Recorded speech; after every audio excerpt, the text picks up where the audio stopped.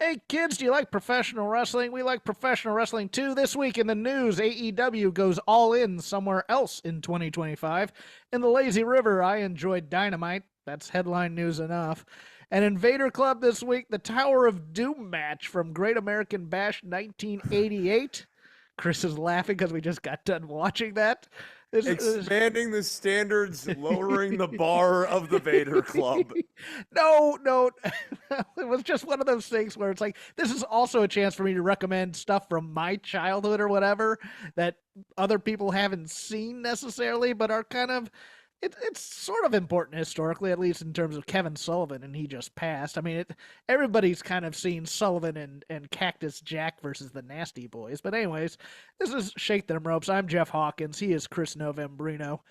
Um, I'm having an odd relationship with wrestling right now, Chris. I can tell you that. It's one of those things where it's like usually I do the podcast because I enjoy wrestling, and now I'm watching wrestling because I enjoy the podcast more. And it was just one of those weeks where I was watching a lot of stuff, and I was just like, meh. I can't wait for football to be back. And it's not that the wrestling was bad. It's just it's so. I mean, you just watched Tower of Doom and you heard that crowd, right? And they were rabid for Right. Yeah, absolute right. junk. Like junk. Yeah, they were rap. I do enjoy when a crowd's authentically into things. Oh, I'm trying to remember. There was a spot this week where there was like what I referred to as the gentleman's "This is awesome." I think it was on NXT. Yeah. Yeah, where like the crowd was basically just giving a courteous version of "This is awesome" or "You deserve it." Hey, they've done a lot of things. It's time to start chanting for both of them so that they both feel good about themselves during this match. Mm, That kind of thing. Mm-hmm. Oh, I Like, got you. Sorry, I wasn't yeah, looking. you good. Okay. No, exactly that kind of thing. Yeah. Um, I don't know. This week was very just there for me. NXT's kind of just a show right now. It's weird because there's no heat in anything in any show really, other than I'm completely Punk and Drew. Drew. Yeah, Yeah. I'm completely cooled off on Swerve. We've Lex Lugered him where we have turned him too many different times now, and I just don't care about him as champion anymore. So weird. We'll get to that in the lazy river, but first, rest in peace to Afa the Wild Samoan who passed away earlier today at the age of 81. Look, we went over this when Sika passed away. We don't have a lot to say about the Wild Samoans here. Other people, other historians, and especially Dave Meltzer next week will far more encapsulate his career than we could ever do justice for. But I wanted to actually bring that up just because that was earlier today, and that's on the top of a lot of people's minds. Um, I mean, keep your prayers to like both the Usos and Roman Reigns, who are that's family to them. So yeah, Mm. keep But yeah, off of the Wild Samoan passing away within a matter of weeks for Sika. Yeah, that's sad too. You hate when guys who are so closely linked go so close together too, I Chris. always think that's kind of weirdly beautiful. Yeah, I didn't want to say Yeah, that on air in case I offended somebody by saying that, but I do find no, but I find that weirdly beautiful and touching. I don't know. yeah, no, that's cool.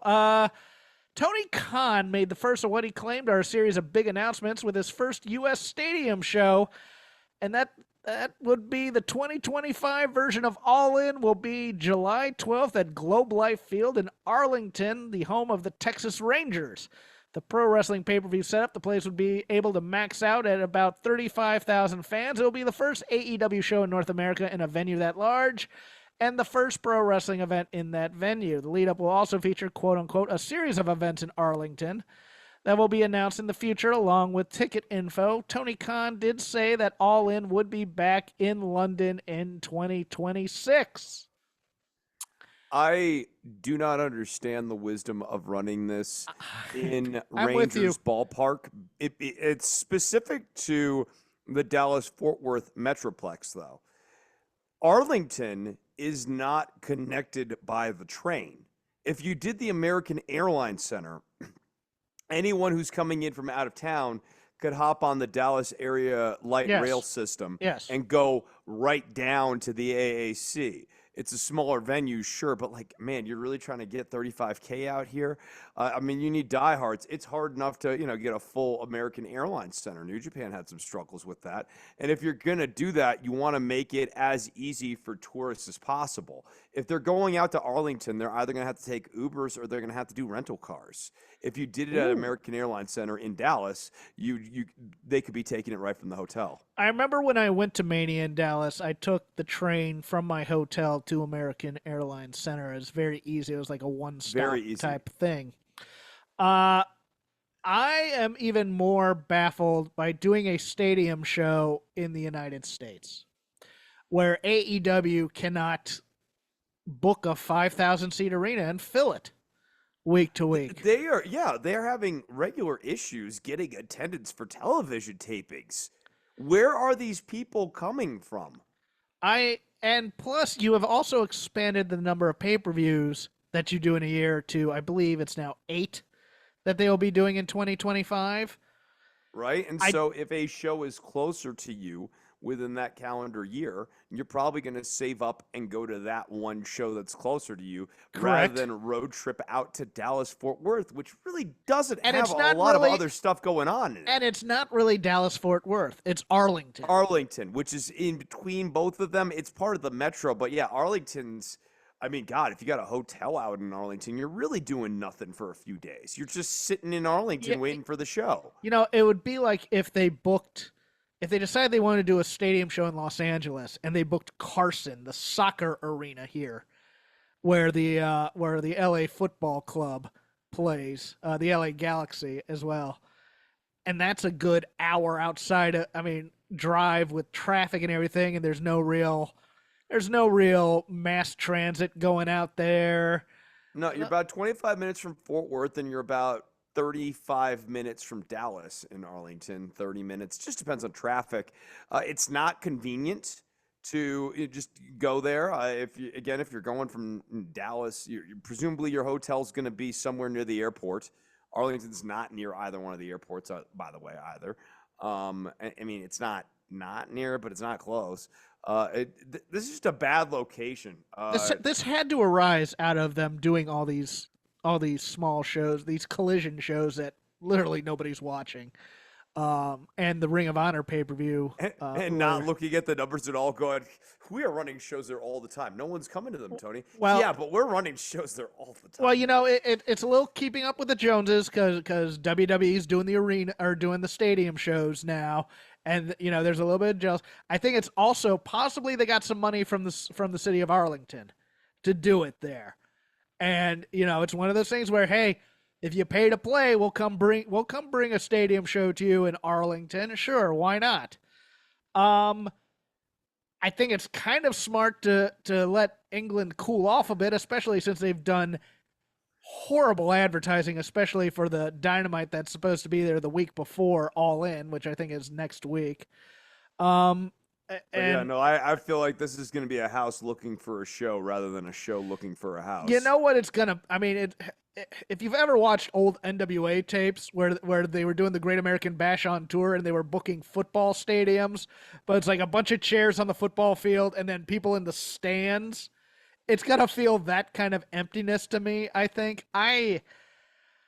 There's no special... I mean, they had Swerve and they had not Ember Moon, Athena, and they had Mercedes there for the kickoff, which is fine. But who are your big time attractions that you could bring in possibly for a special show for All In? Because I don't know. Maybe AEW finds a hot streak coming in, but I'm looking at, it's like it's everybody who's on the roster now probably, unless you grab somebody like a Becky Lynch, which I don't think she's ever going to come over to AEW. The other attractions you could bring in that aren't signed, people from New Japan, okay. If you could get over the public relations hit, maybe Tessa Blanchard, but you could always just sign her. Um, Right. It was Tessa Blanchard doing well, intern. Yeah. yeah. Well, I mean, she's a big deal in CMLL and Texas and all that other stuff. That's what I'm getting at I there. know, but like, what is it? I mean, we're talking about 35,000 seats. 35,000. Yes, I Right. can't. What is Tessa Blanchard No, in no, that no, no, no. match? You're right to No, bury yeah, me no for knock that. on that. Yeah. You're burying me for it, and I get that. But I'm thinking out loud here. Maybe an Anarchy in the Arena stadium. It would be Stadium Stampede match. Might be an Let's attraction, be but it's real not. here. It's The not only thing that 35,000. no, even if they threw a ton of money at Stone Cold Steve Austin and had the entire show built around him, I don't think they'd get to 35,000. I think they could get close to like 25,000 with an entire show built around Stone Cold. But that would be it. Also planned in the near future, a stadium show in Australia. Mostly because WWE has done a stadium show in Australia. I just it's like why not just run an arena, sell it out, and then use the oh man, we couldn't fit everybody into this arena last time. Next time we'll be in a stadium and it'll be a really big show. From They a just need to market, stop having a reactionary business strategy. I think so too. You can't talk the people who are fans though because no, you don't understand. It's really hot here. It's really hot in it's a travel show for people in Australia. It's a travel show for people in the UK. Okay, you can talk me into that. All In has gone from 50,000 last year to 30,000 this year, or maybe it's 80,000 last year to 50,000 this year. That's what it is. Yeah, it's 30,000 drop, and that's a pretty That's large pretty drop large off. Yeah, drop. it's pretty Yeah, big drop off. Yeah. I'm I'm skeptical. Okay, that's all I'm saying. I mean, I'm not wishing them any ill will or anything like that. I'm just thinking right now, all right, maybe you get Kenny Omega back and he's a big deal by then. Maybe, but you just need I mean, but he's been around and he hasn't yeah, Right, I know. Like, I mean, this is really the greatest hits of New Japan 10 to 15 years ago. Like, these guys yeah. are bigger names. It's not like Tomohiro Ishii is a bigger name now than he was 15 years Maybe ago. by then Okada's doing good matches again instead of comedy. We'll see. Ratings were interesting without the Olympics. It's not that they were bad, it's just that there are some things that are cause for concern, and this goes into our last story.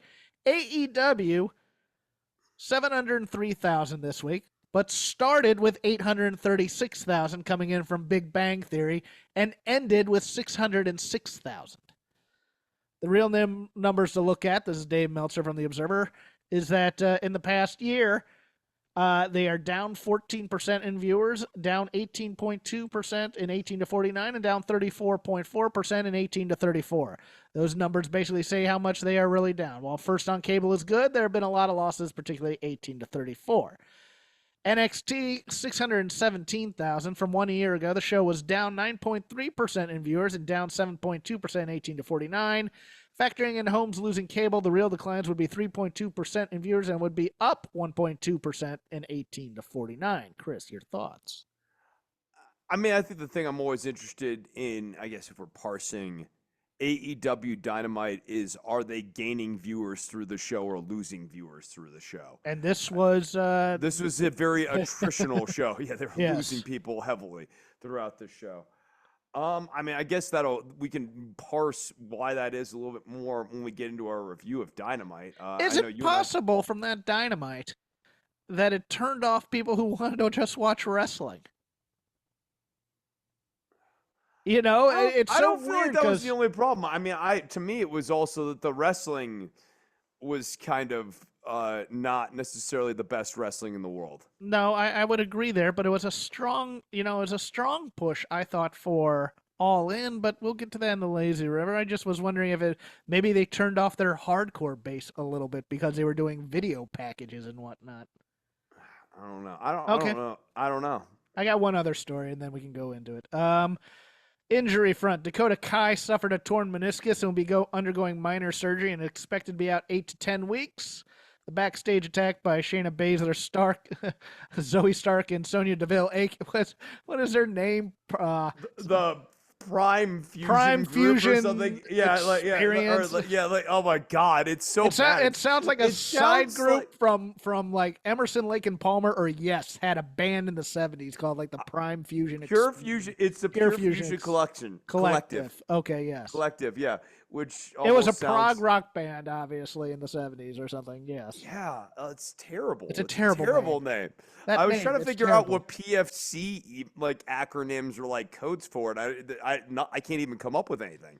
No, and it's a shame because, but God, I always I link Dakota Kai and Tegan Knox so closely, and between the two of them, I think they have half of a good knee.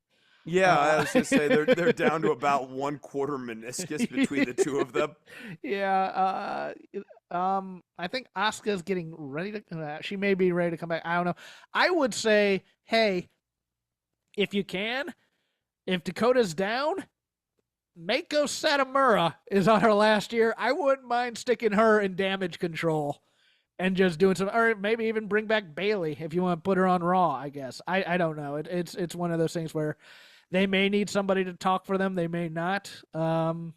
Well, and she could still walk on the meniscus thing. That's true. You could still You could have walk her on be it. a mouthpiece, but she Yeah, can't she could be a wrestle. mouthpiece. But you could also, work some story through her and have her like call in like her mentor, and her mentor is Mako Satomura. Yeah, And that would work. That would work. That would work. Yeah, that would work.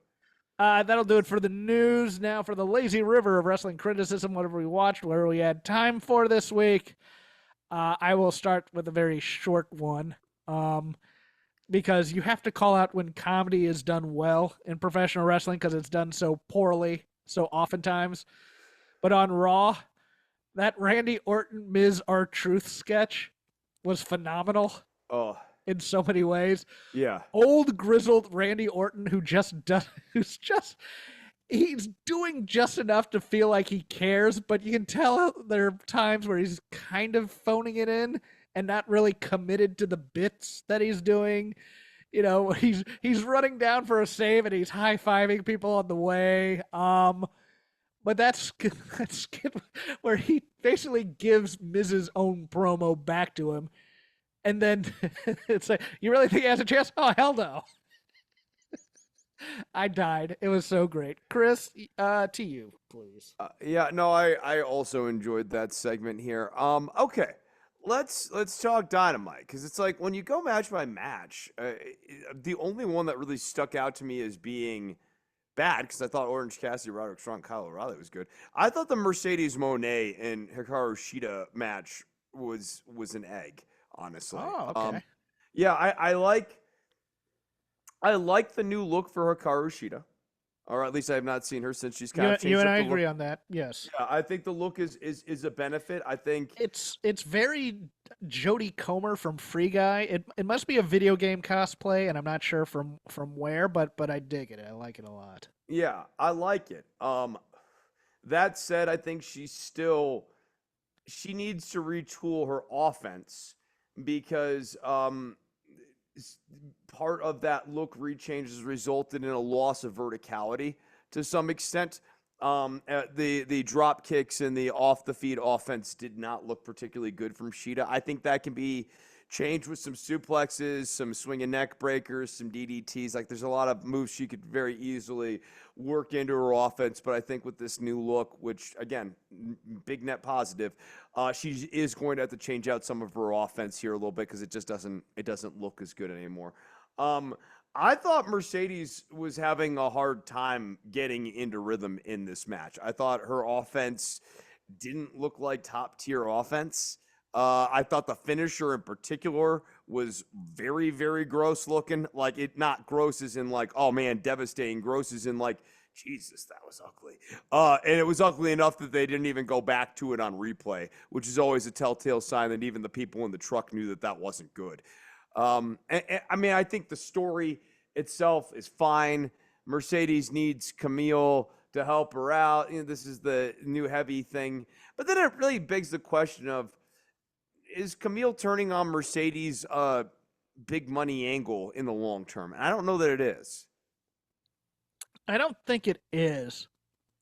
Um, I enjoyed the first 3 quarters of this match. I think where it started to fall apart was when they started doing the timing spots with Camille, where Camille has to drag out Mercedes out of the ring to save her from the. Sheeta's waiting outside forever to get clocked by Camille. Yeah, although the kick was a nice spot from her, but watching it, I watched and I that in terms of the first 3/4 of the match, I just all I could think of was, man, Mercedes is still great. She's the creme de la creme of this AEW women's division right now, for my money. She's still tops in the world. But man, do I hate her new finisher. I do. I think it stinks. I think has stunk since she debuted in New Japan. It just requires too much choreography in there, and just use what was formerly known as a bank statement. I think it's now known as it's known as something else, like the executive something or other. But make keep it simple, stupid. No, the new finisher looks awful, and it's kind of like, why roll that out if you can't ever pull it off on anybody? I thought though overall AEW, I enjoyed it a lot more because it felt like they were just doing pure build for All In, and that's why I dug it for the most part. I don't need a top flight private party action Andretti match or whatever for Dynamite. I don't need the huge work rate. We'd be talking about that Bryan Danielson video that they used Green Day, Time of Your Life. Well, no, it's called Good Riddance with Time of Your Life in parentheses. In parentheses. The problem is it exists in the same world where the Imagine Dragons monster video from WWE exists. It's almost the same thing. And it's almost the same story. Not quite. The one heading into New Orleans was a far more heated program because of all the backstory with Batista and Randy Orton getting slotted into the main event, etc. Well, and that Royal Rumble was organic. And I mean, part of the problem with this is it doesn't have that organic, grassrootsy, people have been denied this thing that they've wanted for a long time, and they're trying to will it onto their television. Let's get into that, because I think it's a failure of AEW and it's a failure of Bryan Danielson in many ways to make this a big deal. Because right now, everybody kind of wants to see Hangman and Swerve versus Danielson and Swerve. It's not that Danielson and Swerve won't be a good match. It's that Bryan Danielson has come out publicly and said that winning the title's not a big deal to me. That's bad. They also haven't universe built really around what Danielson's potential storylines would be as champion. Yes, but at the same time, they haven't made it like I can't envision it in my mind's eye. Like, I can't envision him as champion in my mind's eye right now, and that's a failure of storytelling. It not just that, but man, if you beat Swerve, what do you do with him? Because I think you should turn him heel or face multiple times within a month.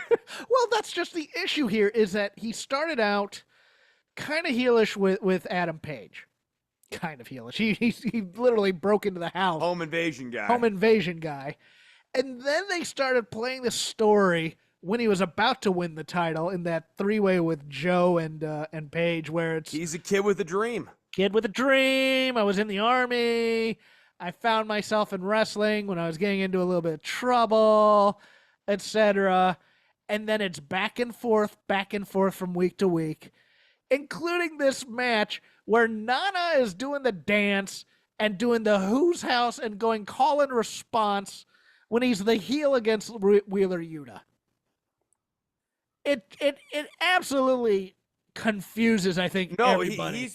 He's becoming a vortex in the sense that you can't become a beloved baby face against him because you always have the energy of like a Prince Nana, like yucking it up or whatever, and Swerve will do things that are baby facey, and you can't really go heel on him either because then Swerve's like, I'm gonna one up you on being dirty, so Well, it's what they've done is they've painted themselves into a corner where they think, okay, we can have it all here.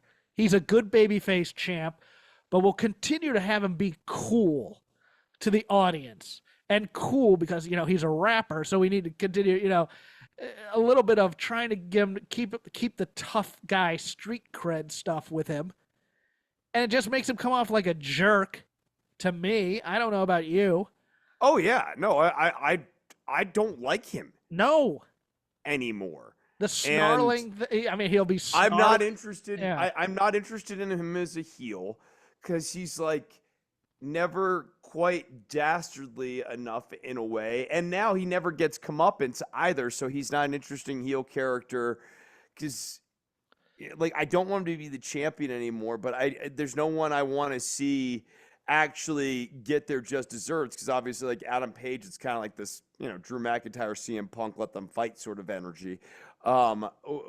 With Danielson, I don't feel like he's fighting from underneath here. Like, he doesn't feel like the underdog going into this match, despite the fact he doesn't seem like he has a chance to winning this match.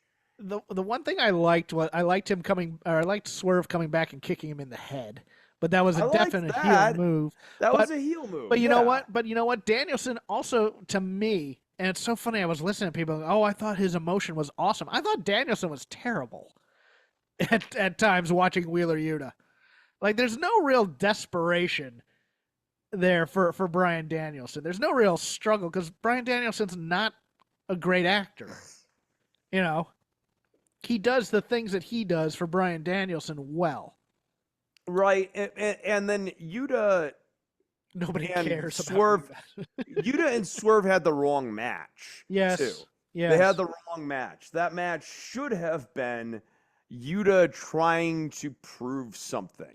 And like basically trying to do that by keeping the offense up, going all offense, no defense, basically trying to get like a flash victory over Swerve. No one thinks I'm going to win this match, but guess what, boss? I'm going to beat him tonight. We didn't get that. We got much more of a Swerve playing with this food sort of style of match. Yeah, and it wasn't playing with the food enough. Right. It was oh, I'm gonna toy with him, and then he's gonna have a lot of offense on me, and it's like nobody wants to see that. It was right. It was like splitting the difference between the playing with your food match and the match I just described in a way that results in something really unsatisfactory. Yeah, and also unsatisfactory in terms of wrestling. Like, for me, when I say I liked the show, I loved the video packages. I thought they were great. I thought they did a lot of good things with those. But then you get to something like the Young Bucks versus the Acclaimed. And it's a very good match if you had kept, and the crowd would have bit on it, if you had just made the Acclaimed likable for the last 3 weeks. Because they've been such jerks. And you're expecting them to go heel at any time. And you took the rap away from them too, which I don't think helps. Like, when you need them to be babyface, they need to be rapping. Yes, it was one of the, Caster's been he's been calling himself the best in the world the whole time. Yeah, but he's been emphasizing it this time. And it's one of those things where it's felt like they've taken kind of a turn. And the move there would have been the baby faces there, and then FTR comes out and kind of ruins their moment. And then we get into the three-way type of politics of it. But yeah, it was a little bit miscast for me. And I was just like, well, why would we root for the Acclaim when they've been such jerks the past few weeks? It didn't ring for me at all. Well, and then you also kind of get this issue of like, why would I root for FTR in this case? Because they didn't need to be in this match in the first place. No. Then they get spit in their face. It literally felt like only happens if you insert yourself into the match in the first place. Yeah. And then they cost the Acclaim the match. Like, the FTR to me are the dicks here. Yeah, well, and that's just it. And they're all dicks, right? They've been the baby faces this entire time, and now they're the jerks too. So you got 3 jerky teams going up against each other, and you're like, okay, we didn't plan this out correctly. That's what it says to me. Your turn, sir. I've talked enough. Yeah, I mean, we can just see if there's anything else here. Loved Adam Page and Jay Lethal. I love Yes, Jay Lethal is just a lot of fun, yes. man. He's Oh, just a fun he wrestling, still brings it every time. I love this. I fun liked wrestling I match. liked the Jack Perry Darby stuff. Yes, yeah. I thought that was good too. Although, what was Darby Allin coming to the ring for when he got attacked?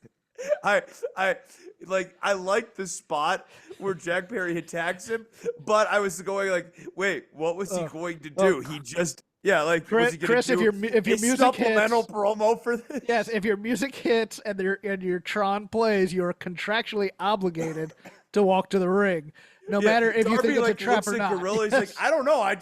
Didn't we just play my pack? Oh, Every, all right. every, I no, you know what? I am a talker. I'm a bit of a talker. I'm gonna go back out there and say everybody in Gorilla just kind of looking around with their arms out, going, I don't know what happened there. Go get him, kid. Go get him, kid. Give us 5 minutes. Talk us into the building. Stretch. Uh, Speaking of which, Hook. Hook is not a good promo. Everything about Hook this week. We got to stop. He needs to not be talking. It's Hook is not a thing that we need. All of it, whatever you're doing with him, no. It was nice of them to finally explain to us that was a bandage over his eye, not just the toque in the hair from last week. So they made the bandage white. Also funny, yeah, right, yeah, because could have been just his toque. The man who stole this segment was Brian Keith. Straight up your ass. Just yelling that. But that Brian Keith, as entertaining as I find him, kind of gets to like the issue with this show of the tonguey cheeky. Yes. Like no one's effing serious about it. What did you think of Cesaro and or not Cesaro? Claudio and Okada. Right? Yeah, right. Same kind of thing. Same thing, right? Exactly, same thing. It's like Okada does his goofy comic book character crap, and we're then waiting Claudio's for him to say like, bitch. We're waiting for him to say bitch. We're just waiting for him to say bitch. He's got to get his dollar word in there, and then we have Claudio go like, I want the real Okada next week. And I'm like, dude, no. But like, I want the real Okada like all the time, because right now, like what you guys are doing on this show, a lot of cases is making me nostalgic for the way New Japan was in 2013 and not excited that those guys are here now. Shibata, Okada, Ishii, all these different guys that they have here from that golden era of New Japan for millennials, they all feel like super watered down Pentagon Zero Miedo versions of their once Pentagon Junior selves. It's interesting because there was a tweet that I quote tweeted today asking for what is your most bold take on current wrestling. And I think a lot of these issues stem from it. And I've mentioned this on the show before. It's that AEW fans never got what they actually wanted from the get-go. They have wanted, for example, they wanted to start with in 2019, they wanted Kenny Hangman and the Bucks all pushed to the moon, all the top baby faces, all with titles, because in this company, we're going to push who deserves it.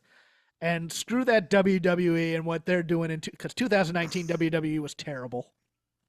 They had taken all these NXT favorites and just buried them in some ways. And no, this is the place, this is our company where we're going to reward who the actual best is. And then when it came to New Japan, they've wanted that 2014 Tokyo Dome, New Year's Revolution or Dominion show with 4 or 5 5-star bangers in a row. And what they get is comedy Okada. They get Ishii and not Sakuraba. The old murder grandpa. Shibata. Well, Shibata. Shibata. What's his name? Minoru Suzuki. They get Tanahashi going at 50%. They get the WrestleMania weekend Rev Pro show versions of New Japan guys.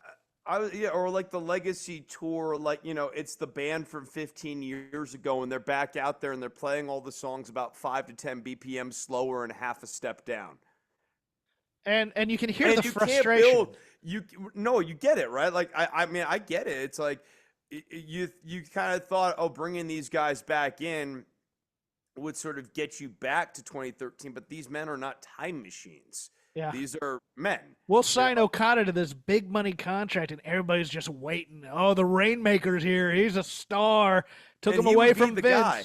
Yeah. Him and Osprey would be the guys to be doing the big 5-star, things with. And Oh, that's what I wanted to talk about. they don't feel like 5-star guys right now. I liked the MJF Osprey video package.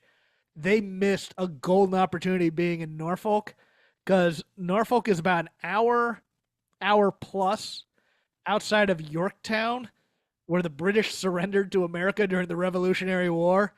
You take MJF there to cut an anti-British promo. I think that's money. But overall, I still think the belt as like a heel object for American audiences just doesn't work. it doesn't work. No. The side plates say the only country that matters, and there's a good 40% of the country, 45% of the country who like isn't bothered or is amused by that statement at minimum. You're in mid-Atlantic country. Right, and then when you think about where you are specifically, that percentage goes that much higher, and I'm being conservative with it. You know what I'm saying? Yes, no, I agree. There's just no, if you were touring glowing Europe, internationalist yes, streak in America like that. there is no money in being jingoistic in America. If you're doing it in Mexico, Japan, and Europe, sure, you can be the ugly American champion and get heel heat. Being the ugly American in Norfolk, a military town, isn't going to get you very far. Or it could, but you'd have to do this a completely different way. Yes. In a way that like they're not willing to do, and I'm not even necessarily encouraging them to do, but it's just what it would actually take to be patriotic but in the wrong way for an American audience would be a push, a lift. Let's go to your NXT. Oh, my NXT. It's your NXT too. It's not really my NXT. No, it is. You love this. I kind of like it, but I kind of don't. Look, I like that Chase U are tag champs. I didn't necessarily like the way that all happened necessarily. I didn't think it was time.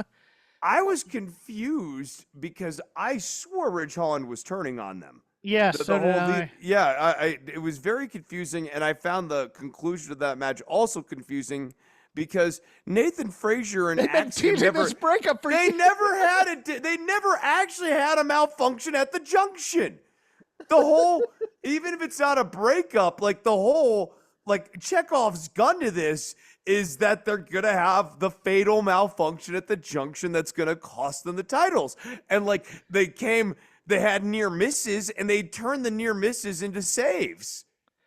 Yes, I did. This match is perplexing for a couple of reasons. I mean, unless they're starting to get rid of the Chase U guys because they've been around for so long, but I don't think that's happening. I didn't understand this. It was one of those things where it's like, well, I like Chase U, Thea Hale, one of my favorite people to watch on TV, but it was like all that story building we did was for nothing, and then kind of the same.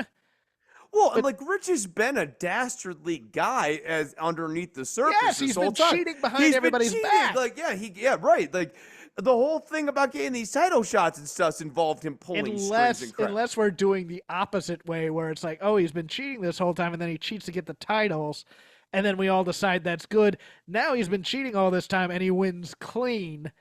And so now he decides to be the good guy. And I'm just like, all right, that's certainly a choice. Storytelling wise, don't think it's a smart choice. Right, yeah, it just has no salience to me. And then we have Charlie Dempsey as your new Heritage Cup champion. Okay.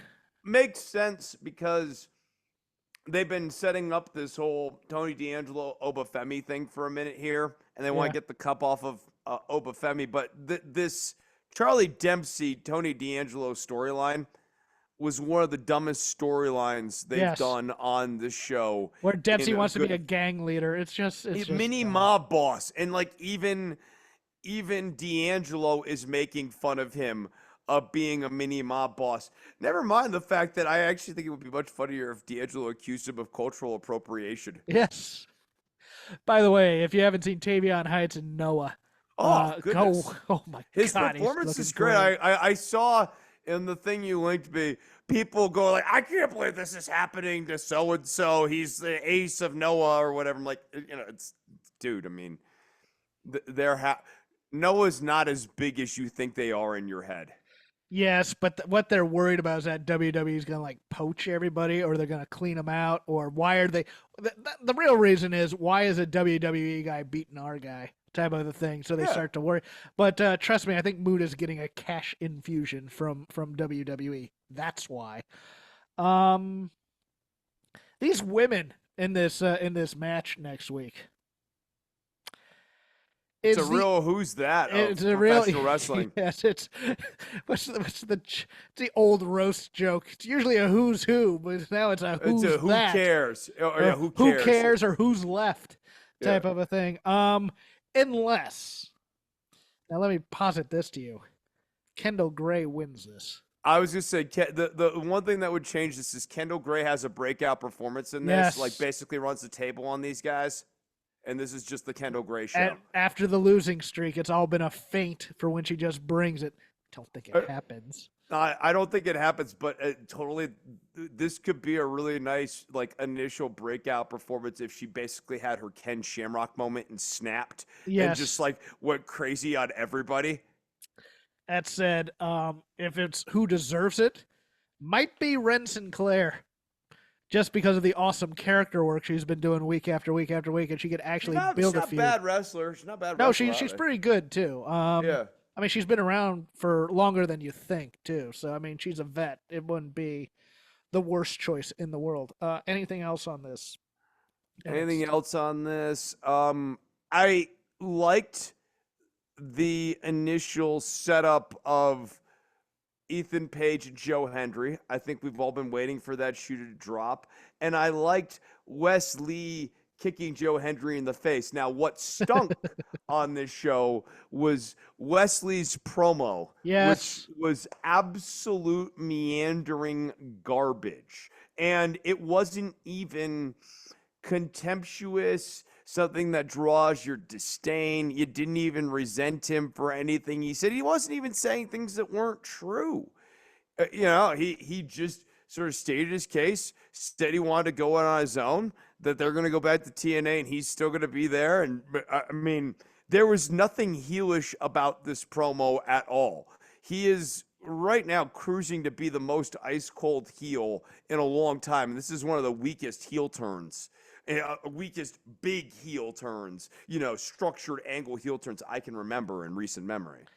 I don't think they did it, but I said a couple weeks ago that I wouldn't be shocked if somehow the TNA and WWE corporate decided to pull off a little trade Joe Hendry's contract for Wes Lee's, because I still think that'd be unfair to Wes Lee in so many ways.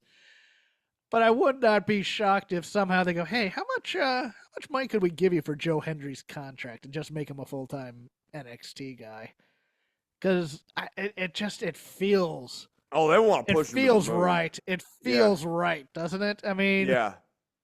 And they're ready to push this guy to the moon when it's time.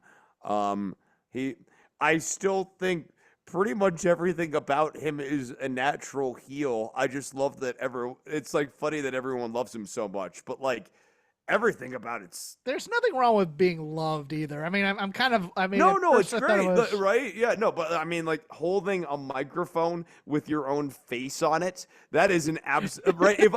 If I did that, right? Like if Chris's mic, well, it's a heel move for my you. face. Oh, okay, all right. Oh, okay, yeah. Chris is a heel. For me, it's a babyface move. Yeah. Oh God, I'll never be a babyface in anybody's life. I believe in Jeff Hawkins. I see the JH and I go, it's me. Main They love ro- him in main Scotland and London and Mexico. main roster, what, not Clash at the Castle, Battle in Berlin is shaping up decently. Uh, I love again Bronson Reed with another killer segment to me. He's great. I mean, he's getting such a great monster push, dude. I think that they just make him. He feels like a primetime upper mid card guy. If he was for some reason in a world title match, he would be the underdog. You wouldn't expect him to win, but it wouldn't be like, oh, why is Bronson Reed in this match? Like he's been elevated up in a serious way through sustained focus pushes. It feels like the Creeds. I mean, look, Ivy Nile belongs with the Creeds in this American-made stable. Don't get me wrong; we've been kind of waiting for it. It just feels like they're going to get lost in all this Wyatt Six stuff. And I don't. It's so weird because the Creeds don't feel like the kind of act you can just heat up all of a sudden. It feels like they should be a big deal and then go from there type thing. And then just as a tertiary point, you and I both discussed this. Maxine Dupree is useless in Useless. every role she's in. Uh, if you're gonna have her get dragon sleepered, especially with the fact that she looks like like several popsicle sticks glued together in terms of width and depth, she needs to be in a neck brace the next night on NXT. Her coming out there with Otis and not even selling the effects of the dragon sleeper or whatever Right, is right. ridiculous. Yeah, no, she should have had. Yeah, sell. That's all I ask.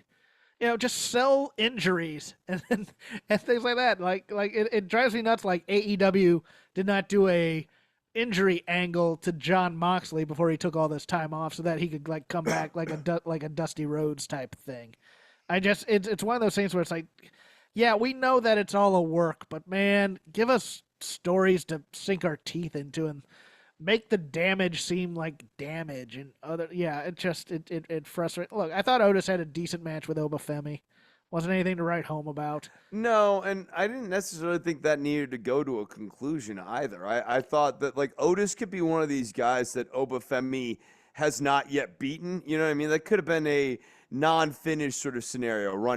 Like Tony D'Angelo comes in there and inserts himself. And for me at least, SmackDown feels like it feel. I mean, I like Damage Control on Raw. That's fine. It's a 3 hour show. It feels like a 3 hour show.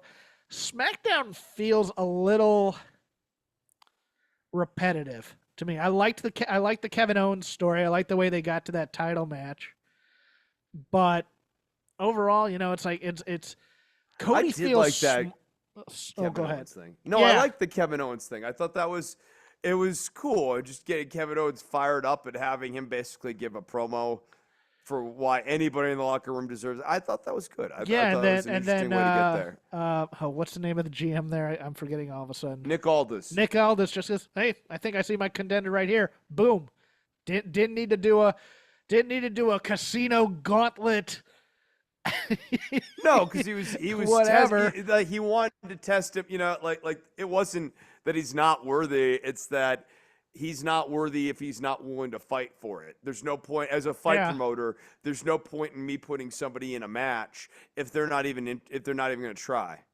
No, and I think Kevin, if they do it, I mean they don't have much time, but if he does the thing where it's like I could go back to the old Kevin and possibly win this title if I wanted to, and I'm just warning you, Cody, type of a thing that I'm not the nice guy you think I am. I think that'd be make for an interesting within the match story kind of thing.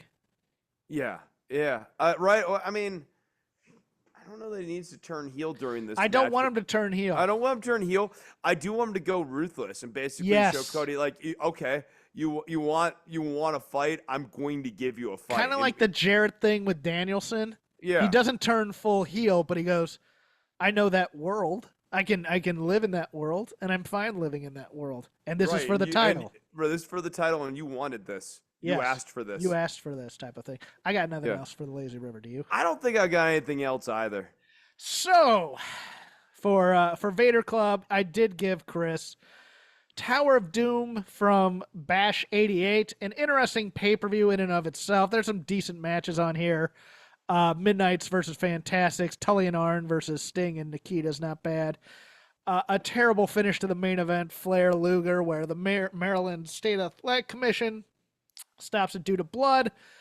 But the Tower of Doom I brought in because it features not one, but two recently deceased wrestlers.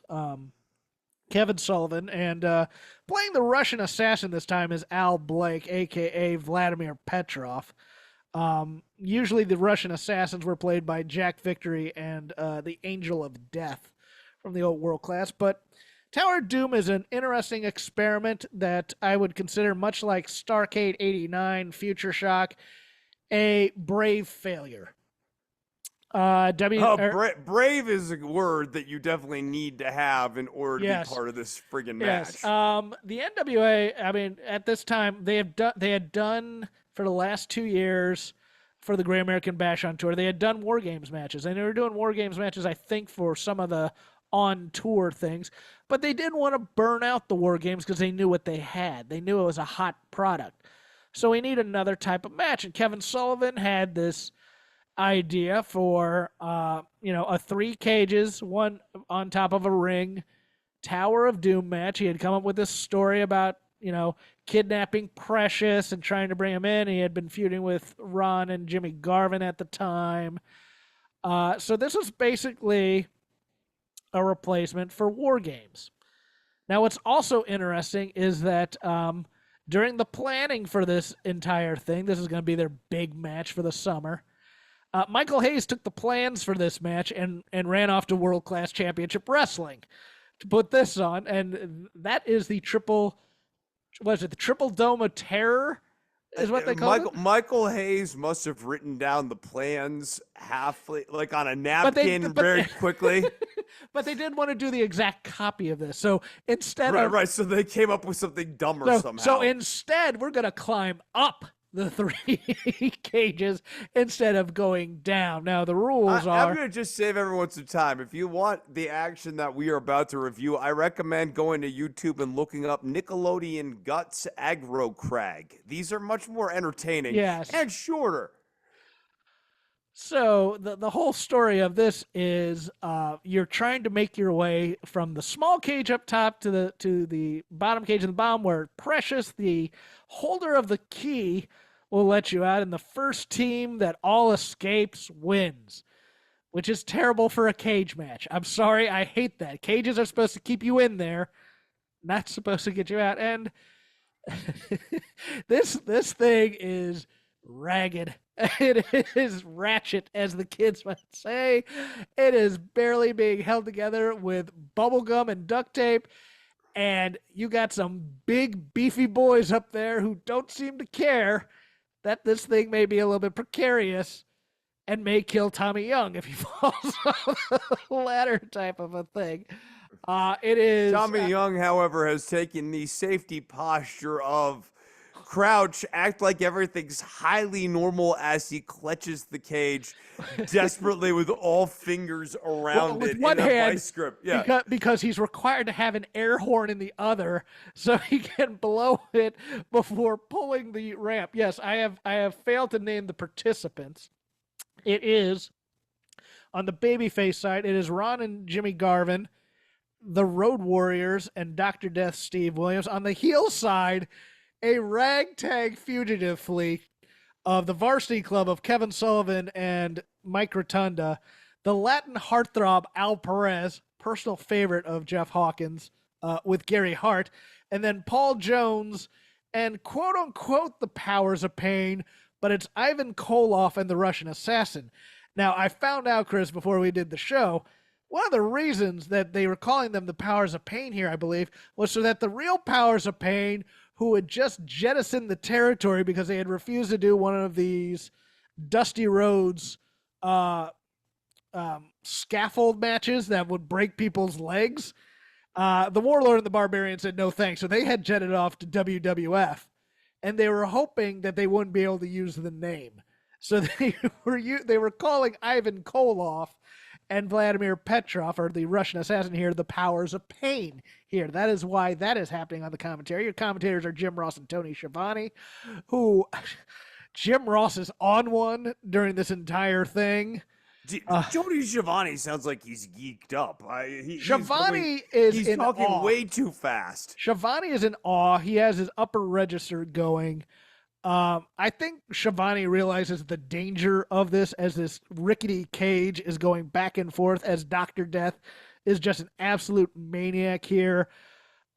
Look, the trap doors that are opening every 2 minutes. When we complain about choreographed matches, it kind of takes you out of it. That it's like, okay, why are you just letting guys go through there? Why are you not fighting it? Whatever. I mean, Ron Garvin goes immediately just through this entire structure out to the floor. Timed interval matches just don't generally work very well. They don't. The timed interval is very antithetical to wrestling climax. Or if you're going to have a timed interval, there needs to be exactly one. But even then, everyone's just waiting for that time moment.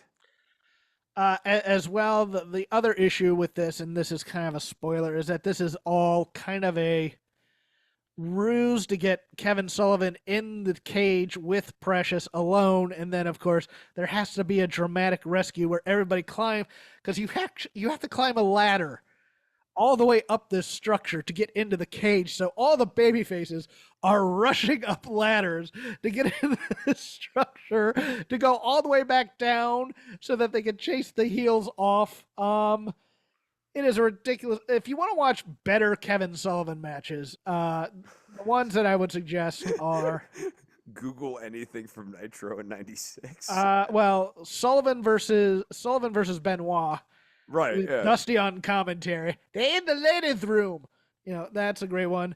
Sullivan, that's a good one. Sullivan and Cactus Jack versus the Nasty Boys. That hardcore match in that 2-month span where Cactus Jack had like the first one was Sullivan and Jack, and I think the second one was Max Payne and Cactus Jack.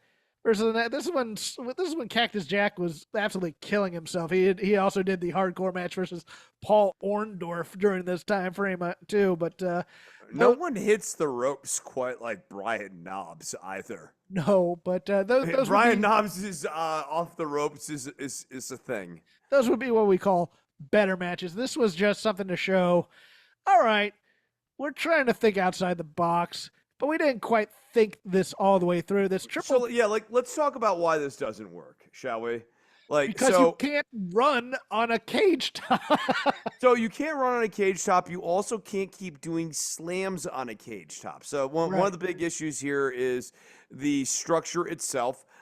Yeah, it comes into like a pyramid of cages. However, all the supports and everything have a little bit of give, but it's too much give, and it allows the cage to really kind of shift around when guys like Dr. Death are running around in it. But you got to do that. But yeah, then, the structure that they're using for this is just your average yard fencing. yeah, I mean, in today's day and age, you could probably find some support for it. You could probably use something kind of like they use in the Elimination Chamber for that metal type of structure. I think all those cage bracings and stuff are just like standard ass cage bracings. Like, Yeah. you know, like, so this thing, it's a minor miracle nobody fell through from one level to the next level. And then one of the biggest problems to me is like the moment of spectacle in this match where it really did kind of at least momentarily kick into gears. You get to this point where you've got dudes in the ring, dudes above the ring, and dudes above the dudes above the ring. And like that's the spectacle moment.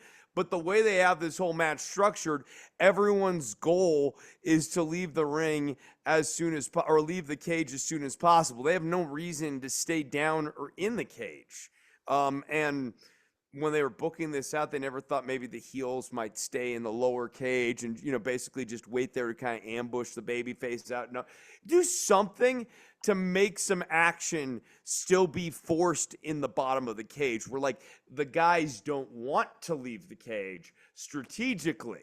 You know, like something to keep the fighting on 3 different levels, because at least in the ring, guys can be doing drop kicks. Guys can be doing double axe handles off of the turnbuckle.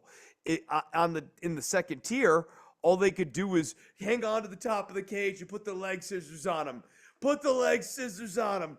Put the leg scissors on him. Well, that Like, first cage is like fighting in an airplane restroom. yeah, right. No, it's just